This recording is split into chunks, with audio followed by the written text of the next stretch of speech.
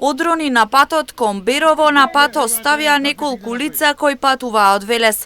Врнежите од дожд дополнително придонесоа за уништување на автомобилот, со што патниците заглавија на улица во темница без можност да се вратат назад. Вела дека одронот одеднаш се нашол пред нив, што немало време истиот да се избегне. Што на еднаш одрон го видов, кола имаше од другата страна и нема вкаде, најголемиот камен што е тука со овој.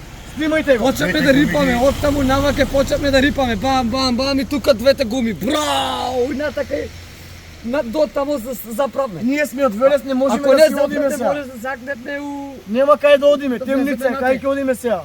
Оваа држава што го прави не е убаво. Значи треба во да се Ова е за стравота. Мерки во треба се преземе. Камења на джаден, кај си има ова? Во камења. Значи треба мерки да се преземе за ова. Иако неколку часа по инцидентот, патот беше прилагоден за движење на двете коловозни ленти.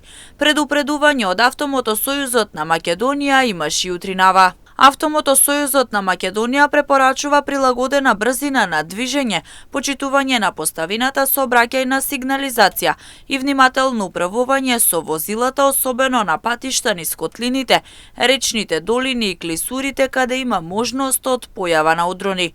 Ова посебно се однесува за делниците Катланово Велес, Маврово Дебар Струга, Берово Виница и Кочани Делчево. Дополнително оттаму известуваат дека од настанатите поплави од 14 јуни годинава во Делчево и околината оштетени се темелите на мостот на Црвена река на магистралниот пат А3 делница Македонска Каменица Делчево. Сообраќајот на мостот се одвива наизменично по една коловозна лента.